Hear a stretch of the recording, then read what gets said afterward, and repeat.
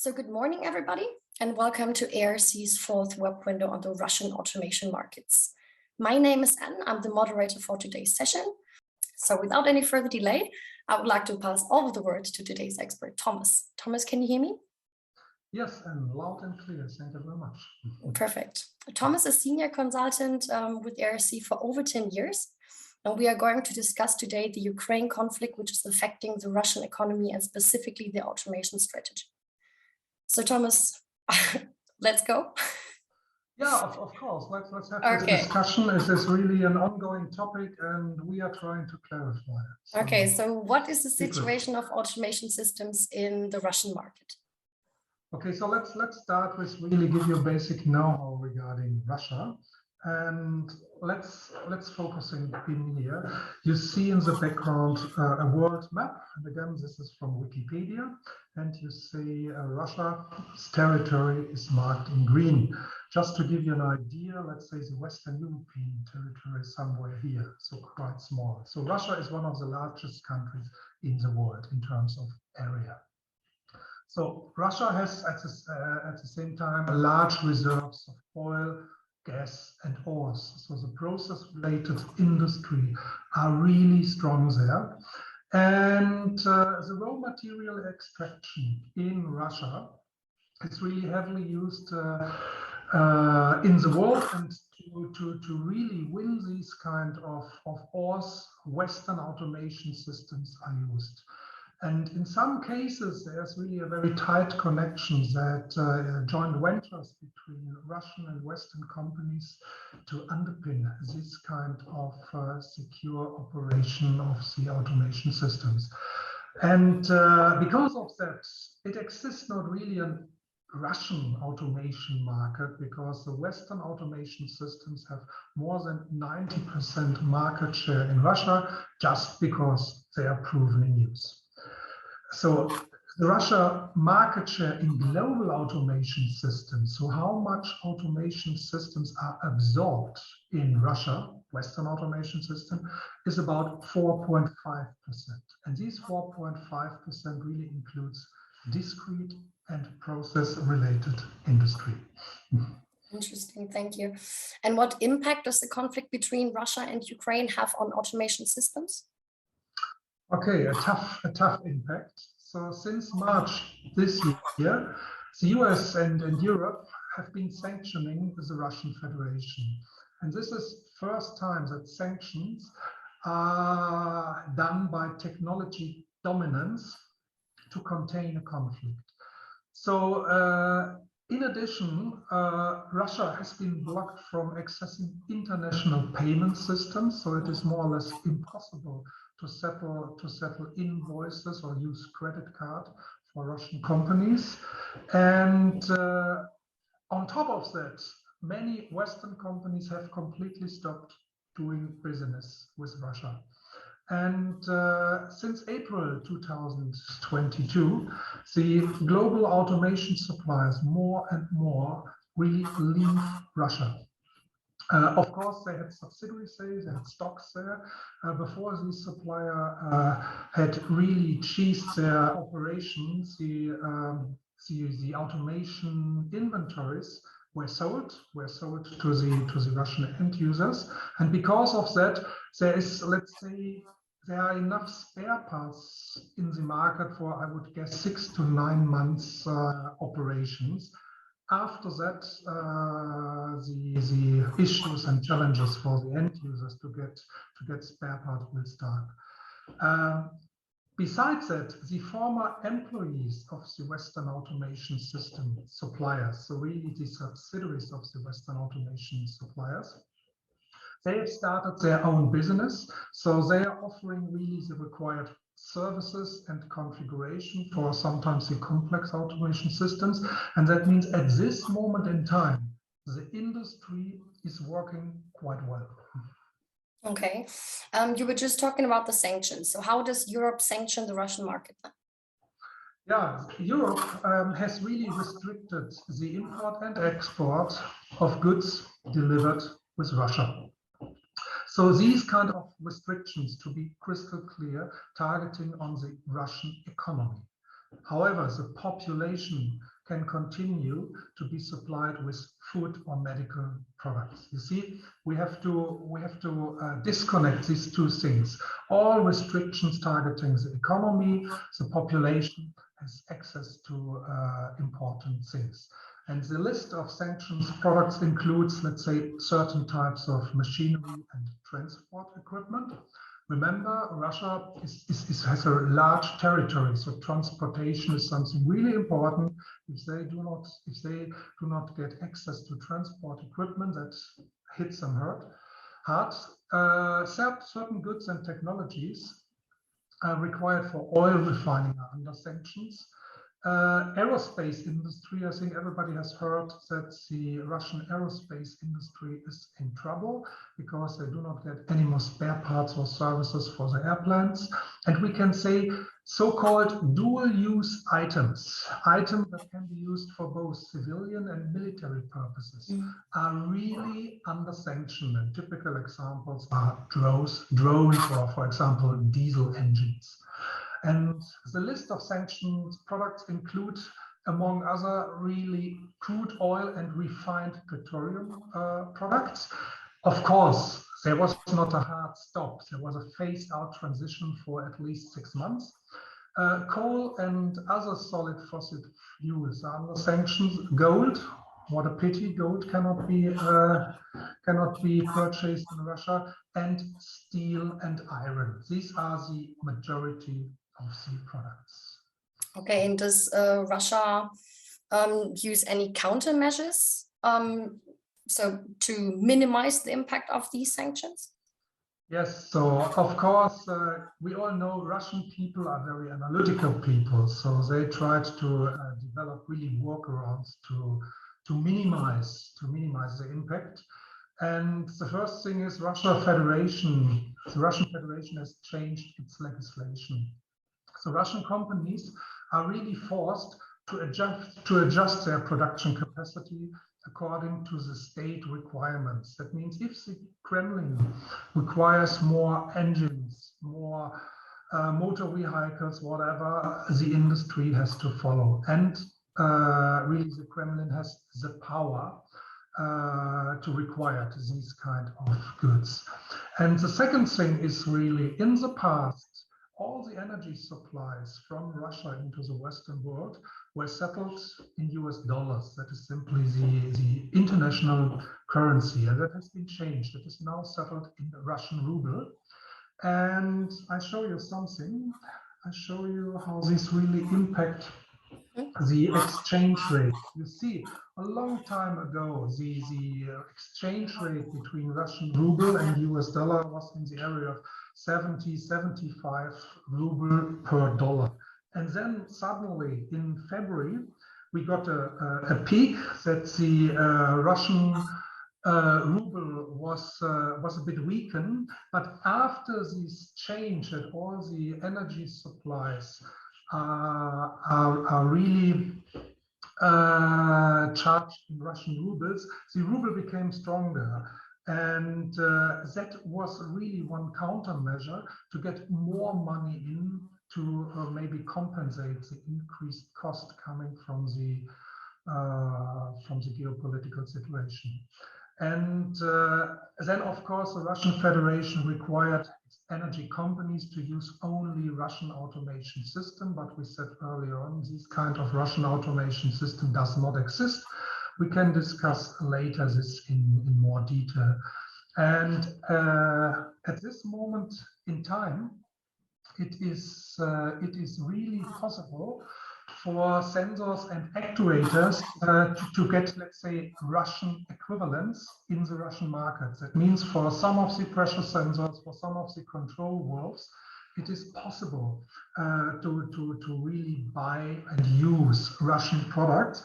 But the impact is really, these Russian companies, they were a bit surprised. And I have another letter, and sorry, that is only available in Russian language. But one company, this is an example of Elemer, it's a pressure transmitter manufacturer in Russia. He really announced and informed its customers that they expect, due to the increased demand of local products, longer lead times, and higher prices. So in this kind of warning letter, they predict 30% price increase, because at the other side, LMR needs raw material to manufacture the pressure sensors, and if they have limited access to the components they need, then this is really an issue, and at least will end up in a price increase. So, and last but not least, Russia really raised, so the Russian Federation raised an independent decree. So Western software should not longer be used. Again, we have the example here. This is something from the Russian website. And really, the Russian government is forcing the industry to switch as soon as possible away from Western software to Russian software, or at least, let's say, Eastern software. And this is an official government decree. We all know that it's not immediately possible, because most of the operational systems in computers and a lot of software and automation system has, of course, Western sources. But Russia obviously wants to reposition the automation industry by forcing them to use alternatives. And this is not just, let's say, they are not asking polite to do so. They really raised a decree. So a lot of countermeasures. And do you agree? Yeah. And do you know if there are already like impacts, or if Russian companies have been affected already by the sanctions? Definitely. Russian companies are affected. And I give you maybe two concrete examples. And the first examples would be really Siemens, the German-based automation supplier Siemens. Siemens has, let's say, 170 years of history in Russia. And I think Siemens started the business in Russia with one of the first Siemens subsidiaries. So one of the first Siemens subsidiaries were opened and established in the Moscow area. And okay, today, really, Siemens announced they are not longer supply any products to Russia as a matter of principle. And nevertheless, it's a huge country with different, let's say, transportation channels. So nevertheless, small quantities of Siemens products are still appearing on the market. And that is because small traders, they have found ways to import such products to Russia. Of course, these kind of products, they can come from China, so from Asia, or maybe they come from the Middle East. But of course, it's much longer lead times and maybe higher prices, and it's definitely a limited amount. But really, high-tech technology, such as semiconductors, computer control technology, can no longer be imported from the EU. That means Siemens has stopped their operations there, and the impact on the Russian end users is high, because they have really much less access to the automation systems. That was Siemens. I promised you a second example, and the second example is really Lukoil. So a typical, let's say, oil and gas company in Russia. And Lukoil is the second largest company in Russia after Gazprom. I think everybody is aware of Gazprom. So Lukoil has similar size and heavily oil and gas centric. And this company has operation and subsidiaries in more than 28 countries around the world. So you have to keep in mind, Lukoil or Gazprom, these are Russian companies. Yes, they're headquartered in Russia. But at this moment in time, 2022, they are more or less global companies, because they have really subsidiaries around the world. And for example, on this Lukoil deal, the Western automation supplier Honeywell, and this is the official press release from a Russian source, the Honeywell distributed control system supplier has completely disconnected its service activities in Russia and Belarus. And of course, this affects all Lukoil plants. And this is described here in this article, Russia and Belarus. And it is mentioned that all ongoing product activities, because the intention was to really gain more oil fields in the near future. So projects were scheduled. All these activities are on hold. That means we are not talking only regarding the existing production capacity. All future projects are at least heavily delayed or completely cancelled. And because of that, Lukoil is really working on scenarios for replacing Western automation system. And again, this is not limited to Lukoil. All the energy companies in Russia are doing the same. And they are trying to collaborate with Asian service providers to maybe define these different scenarios. If this is successful, we will see in the near future. Mm-hmm. In the example that you just gave on Siemens, you just said that high technology such as semiconductors cannot longer be imported. So do you think that Russia will be able to produce their own semiconductors for controllers in like foreseeable future on the short term, or? Yes, good idea, really good idea. If you can't buy it, make yourself. And yes, you are right. Your feeling is right. These objectives of developing a chip production, let's say, facility in Russia, that can be achieved, because at this moment in time, the Russian semiconductor technology is not comparable with the world market semiconductors, because in the past, Russia was more IT-centric than semiconductor-centric, because they really purchased semiconductor elsewhere. But Russia really started a new campaign, another new campaign from the Kremlin. One of Russia's short-term goals is to really ramp up local chip production with 90 nanometer manufacturing technology by end of this year. And 90 nanometer technology, and sorry for this technical expression, that is quite an outdated technology. So it goes a little bit back to the individual transistors and this kind of stuff. So these are not really microcontrollers. They want to produce, let's say, standard semiconductors. In longer term, their goal is to establish really a manufacturing area for 28 nanometer wafers by 2030. So this is not short term, it is 8 years from now. But again, worldwide, if you compare this 28 nanometer wafers with the worldwide standard, so the world is using 28 nanometer technology since 2011. To be precise, the Russian semiconductor industry is really 1 decade behind the semiconductor standard. And because of that, so I would say, yes, they are starting activities to become more competitive and maybe independent. But again, this isn't high tech. This is more the area of commodity semiconductors. So how do you think Russia will automate its plants then in the future? Okay, yeah, that's a good question. So again, currently all deliveries from Western countries are disrupted.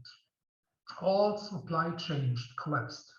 So by the sanctions itself, this dual use thing we discussed before, no access to payment systems, because even if they can buy something in Western Europe, they could not settle the bill, and because of that, it is impossible to do business.